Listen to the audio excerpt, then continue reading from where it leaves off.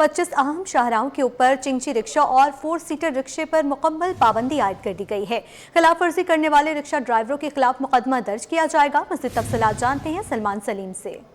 देखिए, बिल्कुल कराची में ट्रैफिक की रवानी को बहाल रखने के लिए कमिश्नर कराची की जानिब से एक हुक्मनामा जारी होता है, जिसके अंदर 25 कराची की ऐसी अहम शाहराहों का जिक्र होता है जहां पर हम ये समझते हैं कि ट्रैफिक की रवानी में खलल पैदा करने में चिंची रिक्शा और जो 4 सीटर रिक्शा हैं उनका बड़ा किरदार है। उनके ऊपर अब पाबंदी आयद कर दी गई है। इस वक्त एसओ डिफेंस हमारे साथ मौजूद है। अरशद साहब, ये बताइएगा, हम देख रहे हैं कि ये अहम शाहरा है कराची की, आप लोगों की इस सड़क के ऊपर भी पाबंदी आयद की गई है। कोई भी अगर यहाँ पे रिक्शा रुकता है तो उसके खिलाफ भी कार्रवाई अमल में लाई जाएगी, और अगर कोई चिंची रिक्शा होता है तो उसके खिलाफ क्या कार्रवाई करेंगे? जी, चिंची रिक्शे तो खैर है ही नहीं हमारे रोड पे ना, यहाँ से अपना अख्तर कॉलोनी से आगे तक बिल्कुल यहाँ चलते ही नहीं, कोई रूट ही नहीं है किसी किस्म का। बाकी अगर कोई छोटे रिक्शे जो 1-4 प्लस जो छोटे रिक्शे हैं वो अगर हैं, अगर 2 सीटर, तो वो सिर्फ वो बैठा सकते हैं, आप बैठा के सवारी ले जा सकते हैं, खड़े नहीं हो सकते। खड़े अगर ये यहाँ पे खड़े होते हैं और ट्रैफिक की रवानी में किसी किस्म का खलल पैदा करते हैं, फिर आप लोग क्या कार्रवाई करेंगे?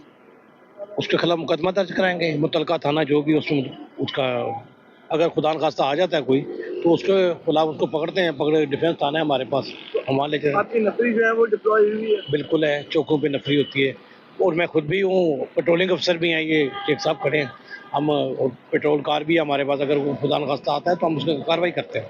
देखिए, बिल्कुल आला हुकाम की जानिब से तमाम सेक्शन ऑफिसर्स को ये हिदायत जारी की गई हैं कि अगर कोई खिलाफ वर्जी करता है तो फौरी उसके ऊपर जो है वो एक्शन लिया जाएगा और उसके खिलाफ जो है वो कार्रवाई अमल में लाई जाएगी। मुतालिका थाने मुंतकिल करने के बाद पुलिस की जानिब से जो है वो उसके ऊपर मुकदमा भी दर्ज किया जाएगा। जी, ट्रैफिक की रवानी को बरकरार रखने के लिए अहम इकदाम 25 अहम शाहराहों पर चिंची रिक्शा और 4 सीटर्स रिक्शे पर मुकम्मल पाबंदी आयद कर दी गई है। ट्रैफिक पुलिस के मुताबिक खिलाफ वर्जी करने वाले रिक्शा ड्राइवरों के खिलाफ मुकदमात भी दर्ज किए जाएंगे। मज़ीद तफसीलात जानते हैं मेराज अख्तर से। जी मेराज, आगाह कीजिएगा।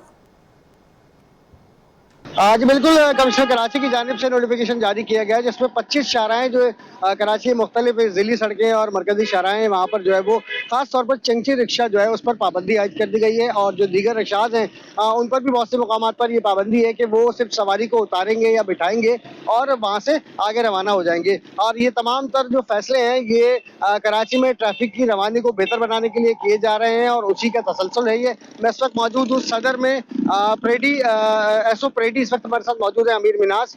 उनसे हम पूछेंगे कि पाबंदी किस टाइप की है और इसमें क्या कार्रवाई की जाएगी उन लोगों के खिलाफ जो इसकी वायलेशन करते हैं। अस्सलाम वालेकुम।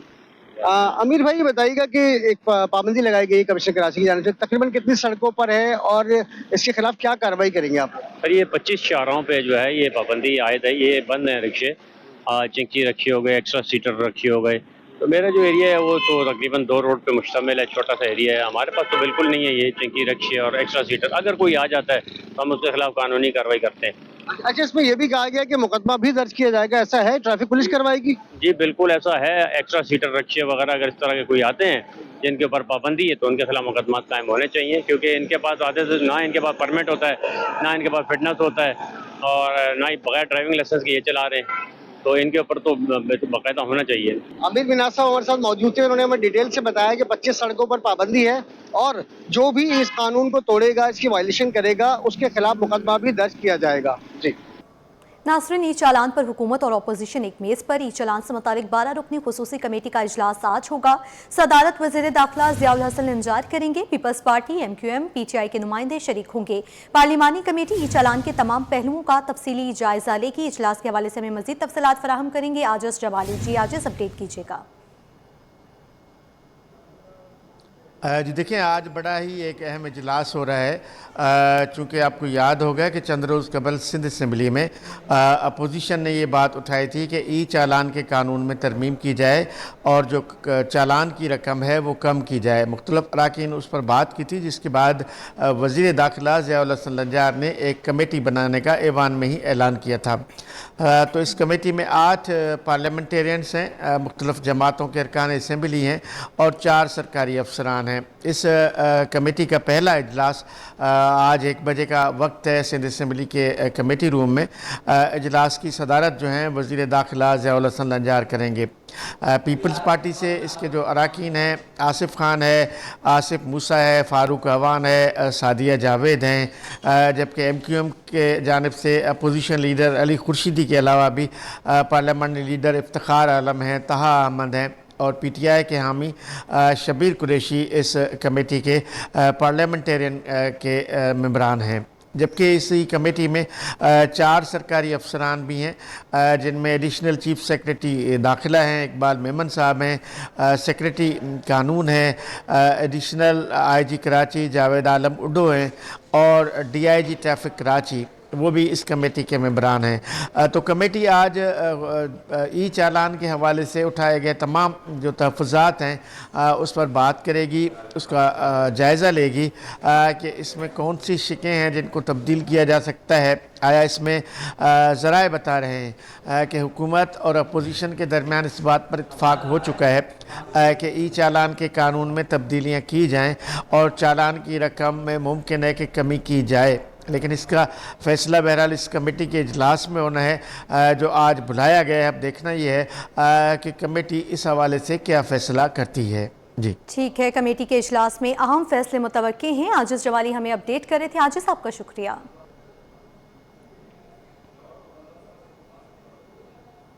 उधर सिंध हाई कोर्ट में 64 साला शहरी और बेटे का शनाख्ती कार्ड न बनाने के खिलाफ दरखास्त पर समाअत हुई।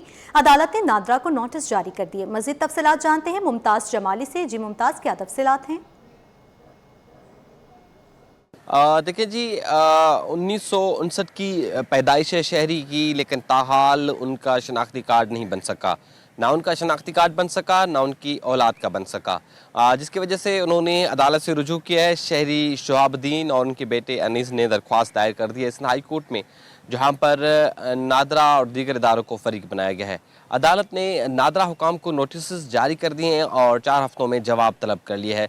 इसमें दरख्वास्त गुजार के वकील एडवोकेट उस्मान फारूक का कहना है कि 1959 की पैदाइश है शहरी की और शहरी के पास बेफाम रिहायशी सर्टिफिकेट और दीगर तमाम दस्तावेजात मौजूद हैं। पहले शनाख्ती कार्ड बन चुके थे लेकिन बाद में ब्लॉक किया गया।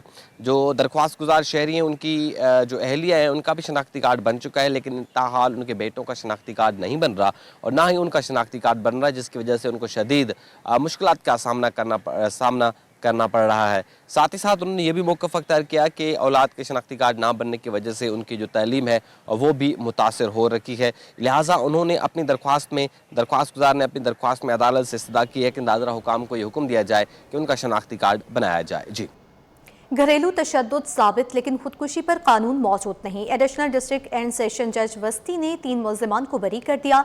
अदालत ने रिमार्क्स दिए कि पाकिस्तानी कानून खुदकुशी पर उकसाने वालों को सजा देने से कासिर है। शादी के 7 माह बाद 32 साला सबा अंजुम ने पंखे से लटक कर जान दी थी। मज़ीद तफसीलात बताएंगे जवाद आसिफ। जी जवाद, आगाह कीजिएगा।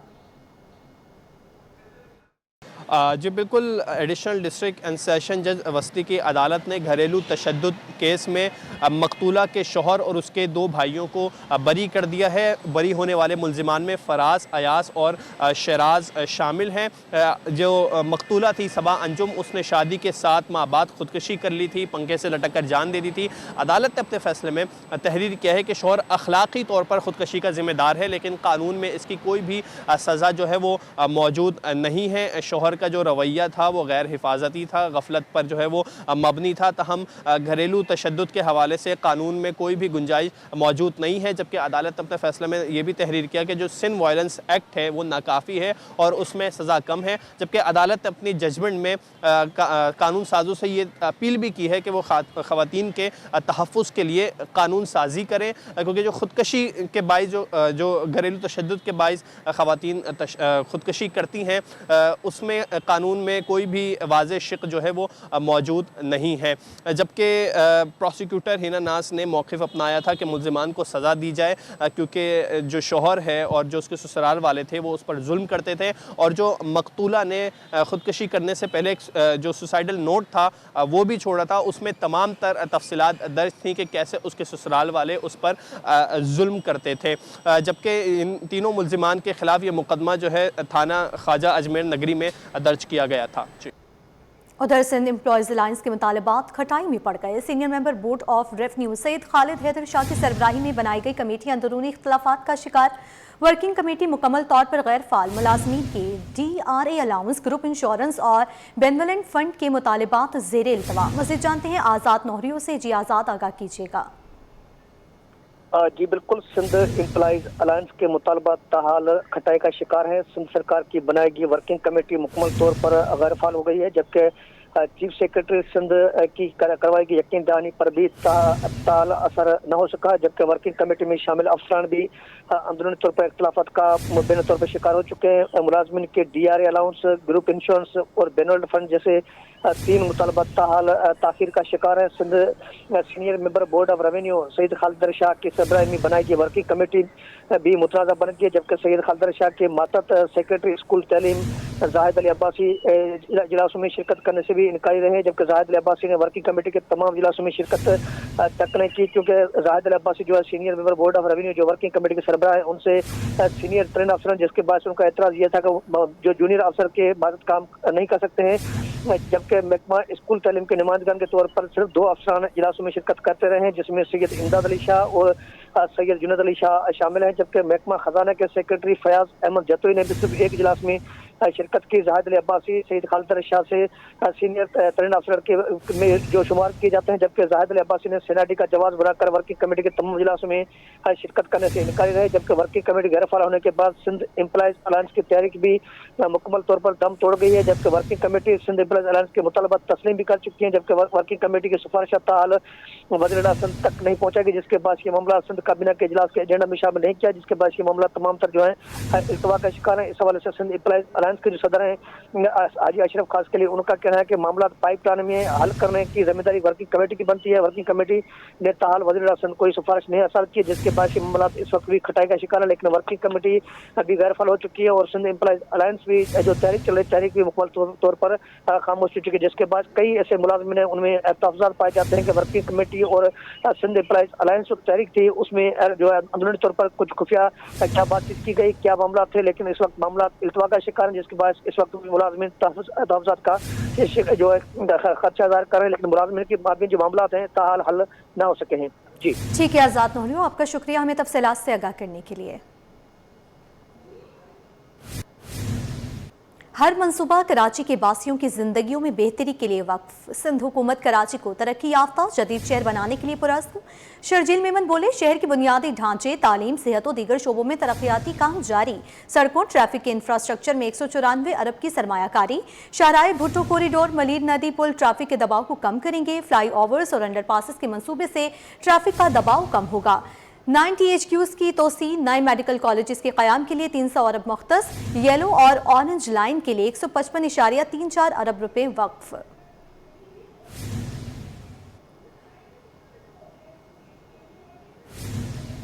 कारोबारी मैदान से आपको अपडेट करेंगे। पाकिस्तान स्टॉक एक्सचेंज में मुस्बत रुझान, 100 इंडेक्स में 663 पॉइंट्स का इजाफा। इंडेक्स 1,71,867 की बुलंद सतह पर पहुंच गया। बैंकिंग, सीमेंट, फर्टिलाइजर्स और ऑयल गैस सेक्टर सरमायाकारों की तवज्जो का मरकज बन गए। मजीद जानते हैं हमारे नुमाइंदे वसीम इफ्तिखार से। जी वसीम, आगाह कीजिएगा। जब कारोबारी हफ्ते का दूसरा रोज़ है और अगर हम बात करें स्टॉक मार्केट में, तो आज हम देख रहे हैं कि कारोबार के आगाज़ के साथ ही स्टॉक मार्केट में मुस्बत रुझान देखने में आ रहा है। तमाम मजमूई तौर पर हम देख रहे हैं कि स्टॉक मार्केट में मुस्बत रुझान भी है और किन किन सेक्टर्स में अब तक जो है जो शेयर्स की ख़रीदारी में दिलचस्पी देखी गई है। और आज अगर बात करें 100 इंडेक्स जो है वो मैक्सिमम उसमें तकरीबन 663 पॉइंट्स का इजाफा हुआ है और अब तक जो है स्टॉक मार्केट में 100 इंडेक्स जो है तकरीबन बुलंद तरीन सतह जो देखी गई है 1,71,867 की देखी गई है। अरसान अहमद हमारे साथ मौजूद है, हमारे स्टॉक मार्केट से जानते हैं। अरसान, कारोबारी हफ्ते का दूसरा रोज़ है, इस वक्त क्या सूरत हाल देख रहे हैं कि कौन कौन से सेक्टर्स में ज़्यादा ख़रीदारी देखने में आ रही है शेयर्स की, और वो सेक्टर्स सरमायाकारों की तवज्जो का मरकज़ बने हुए हैं? देखिए, सरमायाकार जहाँ इन्होंने फोकस किया हुआ है वो सीमेंट सेक्टर है, फर्टिलाइज़र सेक्टर है, कमर्शियल बैंक्स हैं। आप ये जर्नी उठा के देखिए कि इसके अंदर जो मेन पार्टिसिपेशन थी वो सीमेंट सेक्टर की रही है, कमर्शियल बैंक्स की रही है, ऑयल एंड गैस सेक्टर में रही है और फर्टिलाइजर में रही है। अच्छा, इसका रीज़न ये था कि यहाँ पे बहुत अच्छे रिटर्न जो है ना कंपनीज ने दिए, अच्छे डिस्काउंट रेट पे ट्रेड हो रहे थे। वहाँ से एक मार्केट में जो है ना वो बाइंग आना शुरू हुई और एक अच्छे लेवल को एक अच्छा इन्वेस्टर बहुत जल्दी पिक कर लेता है। और यही वजह है कि मार्केट के अंदर आप देख रहे हैं कि हर गुजरते दिन के साथ मार्केट ने अपने प्रीवियस हाई जो है ना वो सब ब्रेक करती हुई चली गई और एक टाइम पे 1,72,000 भी मार्केट आ गई और ये इसी ईयर में हुआ है। तो ये साल पाकिस्तान स्टॉक मार्केट के लिए बहुत बेहतर रहा। मोर देन 50,000 पॉइंट्स मार्केट ने गेन किए इस ईयर में। मोर देन 45% जो है ना इंडेक्स का रिटर्न आया है। तो ये ऐसी अपॉर्चुनिटी इन्वेस्टर कभी भी मिस नहीं करता कि जहां अच्छा रिटर्न भी हो, ठीक है, सस्टेनिंग जो है ना ग्रोथ भी हो और अच्छा प्राइस की अप्रिसिएशन भी मिली हो। तो इन्वेस्टर की यही ख्वाहिश होती है कि ये समझिए कि ये ड्रीम जर्नी थी किसी भी इन्वेस्टर के लिए जो स्टॉक मार्केट में रही है लास्ट ईयर।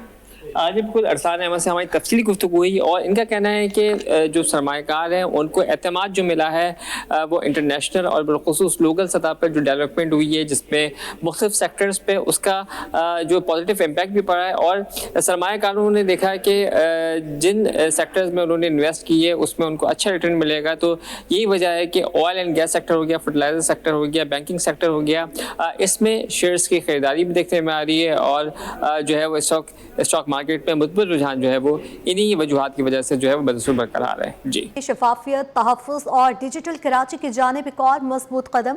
अब होगा जाली खतूत, बोगस लेटर्स और जालसाजी का मुकम्मल खात्मा। बल्दिया उस्मा कराची में बगैर QR कोड कोई भी लेटर काबिल कबूल नहीं होगा। महकमा मालियात की जानिब से हिदायत जारी कर दी गई हैं। मज़ीद तफसीलात जानते हैं शुएब मुख्तार से। जी शुएब, आगाह कीजिएगा। और जी बिल्कुल, बल्दिया उज़्मा कराची का तारीखी इकदाम जो है वो सामने आया है। अब बल्दिया उज़्मा कराची की जितने भी खतूत लिखे जाएंगे उन पर QR कोड को जो है लाजमी करार दिया गया है। इस सिलसिले में बाकायदा तौर पर नोटिफिकेशन जारी कर दिया गया है।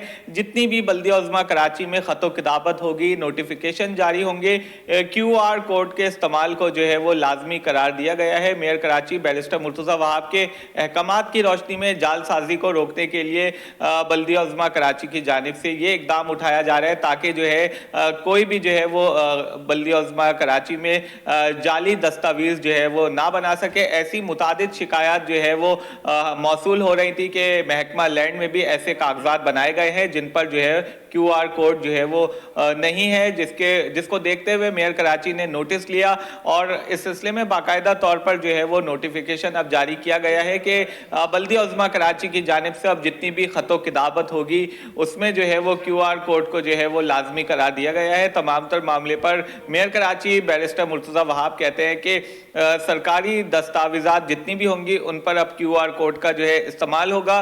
शफाफ निज़ाम पर अमल दरामद के लिए मेयर कराची बैरिस्टर मुर्तज़ा वहाब ने ये इकदाम उठाया है। उनका ये कहना है कि बल्दिया उज़्मा कराची को अपने पैरों पर खड़ा करने के लिए हर मुमकिन इकदामात उठाएंगे।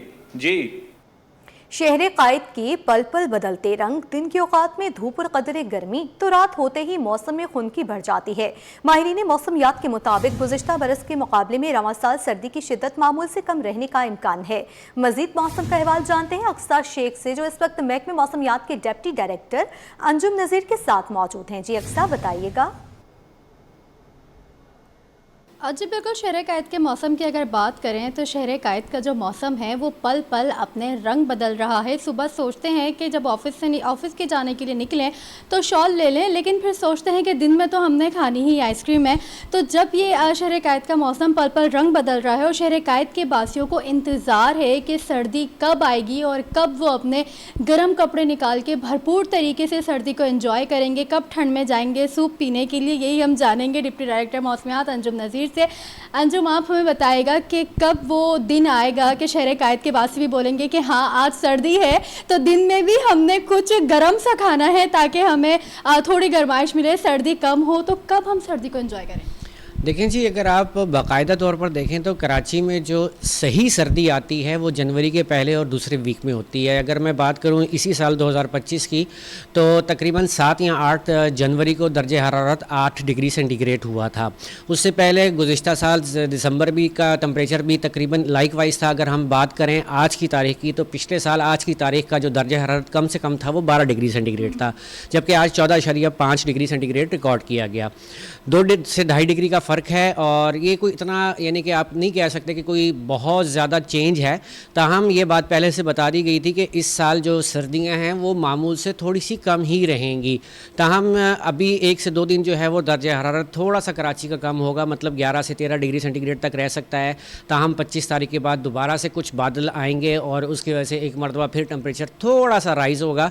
ताहम कराची वाले बाकायदा सर्दी जो है वो जनवरी में ही देख पाएंगे। जैसे कि इन्होंने कहा कि कराची वाले कुछ सर्दी का मज़ा ले सकेंगे, प्रॉपर सर्दी का वो मज़ा नहीं ले सकेंगे और यख बस्ता हवाएं जो चलेंगी या सर्दी की शिद्दत में इजाफा होगा वो जनवरी में ही होगा। दिसंबर का महीना भी जिस तरीके से सर्द और खुश गुजर रहा है उसी तरीके से गुजरेगा। और जैसे कि इनका कहना था कि रवा साल जो है गुज़िश्ता साल की निस्बत मामूल से थोड़ी कम सर्दी पड़ेगी। जी, उधर लांडी इंडस्ट्रियल एरिया में एहतजाज बुरसा ने 3 अफराद की मुबैना हिरासत के खिलाफ दाऊद चौरंगी से मुर्तज़ा चौरंगी तक सड़कें बंद कर दी हैं। एहतजाज के बाद ट्रैफिक की रवानी मुतासर, शहरियों को मुश्किलात का सामना है। इस वक्त वहाँ मौजूद है उसामा मलिक, उनसे बात कर लेते हैं। जी उसामा, मुजाहिरीन की क्या मुतालिबात हैं और ये भी बताइएगा कि ट्रैफिक की आमतौर रफ्त कितनी मुतासर हो रही है? बिल्कुल देखें, इस वक्त आपको लांडी इंडस्ट्रियल एरिया से रिपोर्ट कर रहा हूं जहां की सड़कें जो हैं वो इस वक्त बंद है। मुबैना तौर पर 3 अफराद की हिरासत में कानून नाफिज करने वाले इदारों ने जो है वो उनको हिरासत में लिया है। ये वर्षा का इल्ज़ाम है और उसके खिलाफ जो है वो वर्षा एहतजाज कर रहे हैं। इस वक्त जो है वो रोड जो है वो अटक पेट्रोल पंप की जानिब से बंद है। ये अटक पेट्रोल पंप की जानिब जो है वो एहतजाज हो रहा है और बताया जाता है कि कंपनी से कुछ मुलाजमीन को निकाला गया है, उसके खिलाफ जो है वो यहाँ पर एहतजाज भी किया जा रहा है। पूरा रोड जो है वो मुर्तज़ा चौरंगी से जो आगे जाने वाला रोड है वहाँ पर रोड जो है वो बिल्कुल बंद है। वर्षा जो है वो यहाँ पर एहतजाज कर रहे हैं। रोड को बिल्कुल ट्रैफिक के लिए बंद कर दिया गया है और टैंकरों की जो है वो लाइनें बड़ी तादाद में लग गई हैं। इस जानिब भी जो है वो जहाँ से मुर्तज़ा चौरंगी से जो रोड इस तरफ आता है वहाँ पर भी जो है वो ट्रैफिक बिल्कुल जो है वो जाम होकर रह गई है। शहरियों को शदीद मुश्किलात का जो है वो सामना करना पड़ रहा है, जबकि कुछ ट्रैफिक को जो है वो लांडी 4 नंबर की जानिब भेजा जा रहा है, जबकि मुर्तज़ा चौरंगी से भी कट मारकर डाइवर्जन जो है वो दी जा रही है। इस वक्त पुलिस जो है वो मुज़ाकरात के लिए यहाँ पर पहुंची है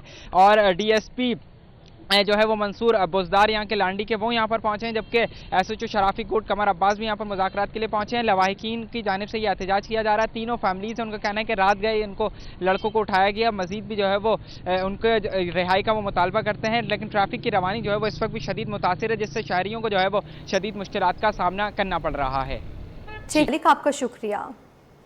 उधर शहर कायद में रोज़ाना सैकड़ों अफराद सड़क ट्रैफिक हादसात में ज़ख्मी होकर हस्पताल पहुंच रहे हैं। जना अस्पताल में योमिया तकरीबन 200 केसेस रिपोर्ट हो रहे हैं।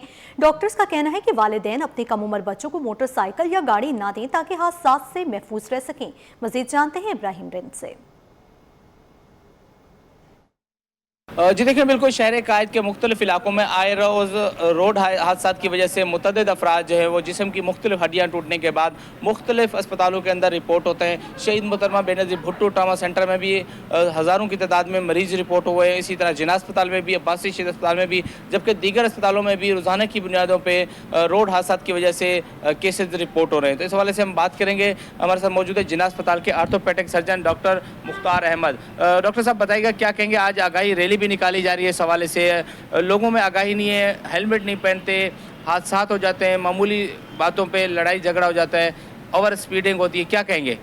जी बिल्कुल ऐसा है। हम जो है कराची के एक बहुत बड़े सेटअप पे काम कर रहे हैं। हम रोज़ ये चीज़ें देख रहे हैं। हमारे पास यंग से लड़के 15-20 साल के बच्चे जो कि मोटरसाइकिल चलाते हैं बगैर लाइसेंस के, इसके अलावा वो हेलमेट पहनते नहीं है। और आजकल कराची के जो रोड है, जिस तरह डंपर ओवर स्पीडिंग में जाते हैं, रोज़ाना की बुनियाद पे इतने सारे बच्चे आते हैं जिनकी पूरी टांग टूट चुकी होती है, ख़त्म, यानी उनकी टांग कटने पे आ जाती है। तो आज का जो प्रोग्राम भी हमारा है वो भी ट्रॉमा से अवेयरनेस से रिलेटेड है। तो मेरा सबसे अच्छा मैसेज, जो शॉर्ट टर्म मैसेज है, ये कि भाई अपना जो है छोटे बच्चों को मोटरसाइकिल और दूसरी गाड़ियाँ चलाने से मना करें, और अगर वो मोटरसाइकिल चला रहे हैं तो हेलमेट पहनना ज़रूरी है। दूसरे जो कराची के रोड है वो बहुत बुरे, हमारे जो गवर्नमेंट है उसके ऊपर उसको काम करना चाहिए और कुछ रूल वगैरह बनाने चाहिए ताकि ये चीज़ों से बच जाए। हर साल कितने आप इमरजेंसी में देखते हैं, किस तरह के हादसा में आते हैं लोग, जिस्म की हड्डियाँ टूटी होती हैं, किस तरह मुश्किलात होती है डॉक्टरों को? भाईजान हमारे पास JPMC में तो रोज़ाना के बुनियाद पे अगर 12 घंटे की शिफ्ट की बात करूं तो सिर्फ ऑर्थोपेडिक ट्रॉमा के अंदर 200 प्लस लोग आते हैं, जिनमें किसी की पूरी टांग ख़त्म हो चुकी थी, यानी वो टांग हमें काटनी पड़ती है मजबूरन। स्पीड कम रखें और कम उम्र बच्चों को जो है मोटरसाइकिल या गाड़ियां ना दें, ताकि वो खुद भी ज़ख्मी ना हो और दूसरों को भी ज़ख्मी ना करें। और इसी हवाले से जिला अस्पताल में आज आगाही के लिए जो है वो वॉक भी, रैली भी निकाली जा रही है, जिसमें मुख्तलिफ शुबाजात से ताल्लुक़ रखने वाले अफराद भी शरीक हैं। जी। ताप में बढ़ती धुंध के बायस मुल्क में आज भी ट्रेनों का शेड्यूल मुतासर है। कराची से रवाना होने वाली ट्रेनों के मुसाफिरों को शदीद परेशानी का सामना। रेल का पहिया सुस्त होने पर बात करते हैं कैंट स्टेशन में मौजूद अक्सा शाहिद से। जी अक्सा, बताइएगा। जी बिल्कुल, मैं इस वक्त कराची कैंट स्टेशन के प्लेटफॉर्म नंबर 7 पर मौजूद हूँ। कराची से रवाना होने वाली ट्रेनों की ताख़ीर जो है वो देखी जा रही है। मुल्क भर में जो है वो हम देख रहे हैं धुंध का सिलसिला जो है वो बढ़ चुका है, जबकि फोग भी बहुत ज़्यादा जो है वो लाहौर में बहुत ज़्यादा देखी जा रही है, जिसकी वजह से वहाँ से ट्रेनें चलती तो टाइम से पर ताख़ीर से जो पहुँचती है, जिसकी वजह से वॉशिंग लाइन में खड़े होने के बाद, मेंटेनेंस होने के बाद जो है वो ट्रेनों को ताख़ीर का शिकार देखा जा रहा है। रेलवे की जानिब से इस वक्त ये भी कोशिश की जा रही है कि जो एक्स्ट्रा कोचेज़ हों या जो रिलीज़ की जा रही है कोचेज़, उनसे जो है वो ज़्यादा ताख़ीर होने वाली ट्रेन जो है वो तैयार कर दी जाए और जो है वो ट्रेन को रवाना किया जाए। लेकिन जिसके बावजूद भी जो वो ट्रेनों में ताख़ीर यूँ देखी जा रही है कि ट्रेन की जो क्रॉसिंग है रेलवे ट्रैक पे, वो इस वक्त ताख़ीर की वजह से वो बहुत ज़्यादा है, जिसकी वजह से ट्रेनें जो वो घंटों ताख़ीर का शिकार हो रही हैं। आज भी कराची से अंदर रवाना होने वाली, लाहौर रवाना होने वाली कराकरम एक्सप्रेस जो है वो 2 घंटे ताख़ीर के बाद जो वो 3 के बजाय 5 बजे कराची से रवाना होगी।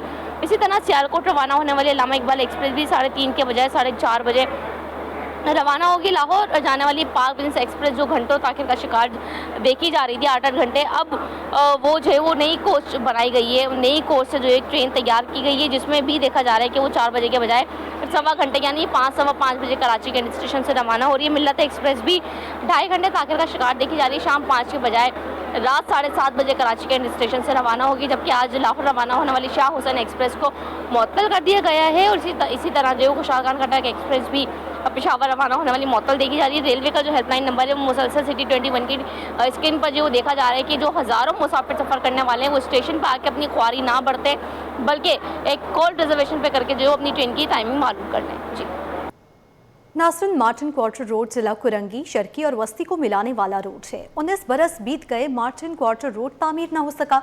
मानसून बारिशों के बाद ये दो रोया शाहराह अपना वजूद खो बैठी है। मज़ीद बताएंगे रिजवान अहमद। जी रिजवान, आगाह कीजिएगा। जी बिल्कुल, इस वक्त मैं मौजूद हूँ मार्टिन क्वार्टर रोड पर। मार्टिन क्वार्टर रोड की बदनसीबी ये है कि 2006 में ये सड़क तामीर की गई थी और उसके बाद से 19 बरस बीत गए हैं, लेकिन इस शाहराह को तामीर नहीं किया जा सका। लीप अप होती ज़रूर होती रही है इस शाहराह पर। मसरूफ़ तरीन ये शाहराह है जो कि डिस्ट्रिक्ट सेंट्रल को डिस्ट्रिक्ट ईस्ट और डिस्ट्रिक्ट कोरंगी से मिलाने के लिए अहम तरीन शाहराहों में तस्वुर होती है। सुबह के औकात में और शाम के औकात में, दफ्तरी औकात कार में यहाँ पर बदतरीन घंटों ट्रैफिक जाम रहता है। स्ट्रीट लाइट का भी मौसर निज़ाम जो है वो मौजूद नहीं है, जिसके नतीजे में रात के औकात में यहाँ पे घंटों ट्रैफिक जैम रहता है और हादसात भी जो है वो जन्म लेते हैं और यहाँ से सफ़र करना जो है वो शहरियों के लिए इंतहाई दूभर हो जाता है।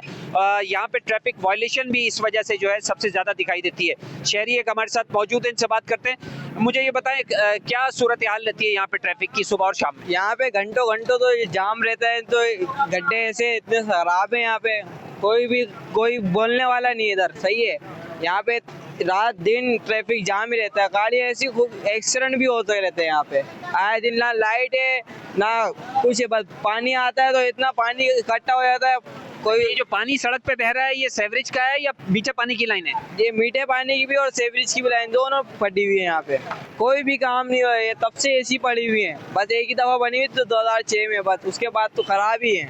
और 19 बरस से इस सड़क की तामीर नहीं हो सकी है और ये इंतहाई अहम तरीन शाहराह है, जिससे ख़ास तौर पर जो है यौमिया जो अपने काम काज पर जाने वाले लोग हैं उनका गुजर होता है। शदीद तकलीफ़ और कर्ब में जो है यहाँ का सफ़र होता है और यहाँ जो मिनटों का सफ़र है वो घंटों पर मोहित होता है। सुबह और शाम के औकात में फौरी तौर पर मुतालबा किया जा रहा है कि जो अगस्त में बारिशें हुई थी उसके बाद ये सड़क मुकम्मल तौर पर जो है कहा जा सकता है कि तबाह हो गई है, इसको जो है फौरी तामीर किया जाए। जी। खंडर दीवारों से रंगीन इमारतों तक का सफर मुकम्मल। पॉल्टन मार्केट का हुलिया ही बदल गया। पुराने संसान और खस्ता दीवारें अब रोशन और रंगीन हो गई हैं। तब्दीली के बाद मार्केट का माहौल मजीद खुशगवार और दिलकश हो गया है। आगाह करेंगी दुआ शकील पराजा।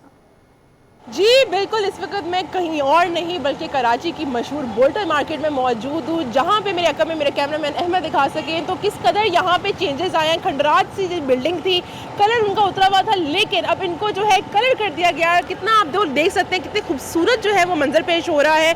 मार्केट से यहाँ पे रिहायशी यहाँ पे इलाके भी हैं, लोग रह रहे हैं और कलरफुल इनको जो बना दिया गया है, रंगीन किस्म की जो है बोल्टन मार्केट अब हो चुकी है यहाँ पे। इसी हवाले से हमारे साथ यहाँ पे शहरी भी मौजूद हैं, इनसे जानते हैं। मुझे बताइएगा कितना अरसा हो गया इसको पेंट किए हुए और कैसा महसूस कर रहे हैं इतनी चेंजेस के बाद? अस्सलाम वालेकुम मैडम, ये कलर वगैरह तो ये 15-20 दिन में कर रहे हैं और दूसरा और मज़ीद इनको जैसे जैसे बजट मिलता जाएगा हो रहा है। दूसरा ये फर्श जो है यहाँ पे ब्लॉक वगैरह उनका भी मंसूबा हुआ है। दूसरा ये जो हमारे जो ठेले वगैरह पथारे वगैरह लगे हुए हैं इनका ये मंसूबा है कि मतलब स्टॉल का मंसूबा है, मतलब खूब तरक्की का इनका प्रोग्राम है। आपको कैसा महसूस हो रहा है कि कलरफुल सी बिल्डिंग हो गई, रंग बिरंगी बिल्डिंग हो गई, काम भी आप लोग का सही कर रहे हैं, कैसा इस बारे में क्या कहेंगे आप? अगर आप लोग नहीं, जो हमारे सुनने में आ रहा ना, ये हमाद सिद्दीकी वगैरह हैं, ये बिल्डर वगैरह हैं, इन लोग का प्रोग्राम ये है कि मार्केट को वसत देना, तरक्की देना। और दूसरे ये नहीं कि तरक्की के चक्कर में हम गरीबों को हटाया जाए या तंग किया जाए, हम लोग को भी इसमें शामिल किया जा रहा है। हम लोग को ये कहा जा रहा है कि मतलब ये जो देख रही हैं ये मतलब हटा के सेटिंग से प्रॉपर तरीके से हम लोग को बिठाया जाए, मतलब इज्जत से हम भी रोज़गार कमाएं और इनका भी काम चले। जी बिल्कुल, इस वक्त हमारे साथ शहरी मौजूद थे, इनका यही कहना था कि बहुत ही एक अच्छा कदम उठाया इंतज़ामिया की तरफ से। जहाँ जो है छोटी मोटी चीज़ें चल रही हैं, जहाँ पे नाले वगैरह खुले हुए, जहाँ ख़राबी है वहाँ पे थोड़ी बहुत ये एक अच्छी काविश है इनकी जानिब से कि बोल्टन मार्केट को, जो कि कराची की मशहूर तरीन मार्केट है, यहाँ पर थोड़े बहुत रंग भर दिए गए हैं। और अभी मज़ीद भी इनके ये प्रोजेक्ट्स है कि यहाँ पर जो है टाइल्स वगैरह भी लगाएंगे। और हमारे साथ शहरी भी मौजूद थे, इनका यही कहना था कि इनकी जो ठेले वगैरह है, जो स्टॉल्स वगैरह है, उनको भी हटवाया नहीं जा रहा, उनको बगैर कोई तकलीफ दिए बोल्टन मार्केट को मज़ीद बेहतर से बेहतर बनाया जा रहा है। नाज़रीन, साल 2025 महकमे तालीम सिंध के लिए इस्लाहात और एहतसाब का साल रहा। एक जानब तदरीसी मयार को बेहतर बनाने के लिए teachers licence policy, cluster system और बड़ी तादाद में उस्ताज़ा की भर्तियां की गईं। वहीं कारकर्दगी न दिखाने पर शोकोस नोटिस और बरतरफियां अमल में आईं। सैलाब से मुतासरा स्कूलों की बहाली, लाखों बच्चों का तालीमी इदारों में दाखिला और जदीद तकाज़ों के मुताबिक स्ट्रीम क्लासेस का आगाज़ हुआ। मज़ीद तफसीलात सैयद ज़ुबैर राशिद की रिपोर्ट में देखिए।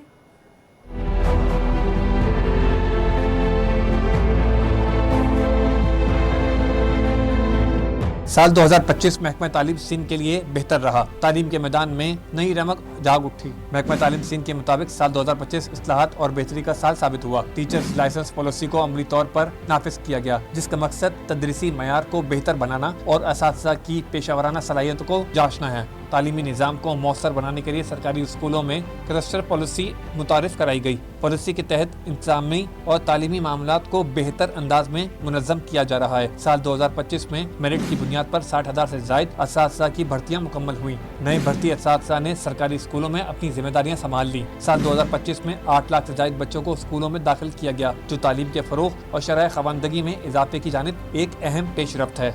मेरे डिपार्टमेंट ने, एजुकेशन डिपार्टमेंट ने बहुत सारे इस हवाले से इम्प्लीमेंटेशन के किए। 95,000 टीचर, नए टीचर मेरिट पे आपके भर्ती हुए, सिस्टम का हिस्सा हुए। टीचर लाइसेंसिंग पॉलिसी आई, क्लस्टरिंग इम्प्लीमेंट हो रहा है, इसमें स्ट्रीम एजुकेशन को हमने प्रमोट किया। तो मैं समझता हूँ नॉन फॉर्मल सेंटर्स हमारे ओपन हुए। तो काफ़ी सारे काम हैं जो मैंने सोचे थे। मैं शुक्रगुजार हूँ अपने रब पाक का कि उसने मुझे ये हौसला दिया कि मैं वो इम्प्लीमेंट करने के काबिल हुआ।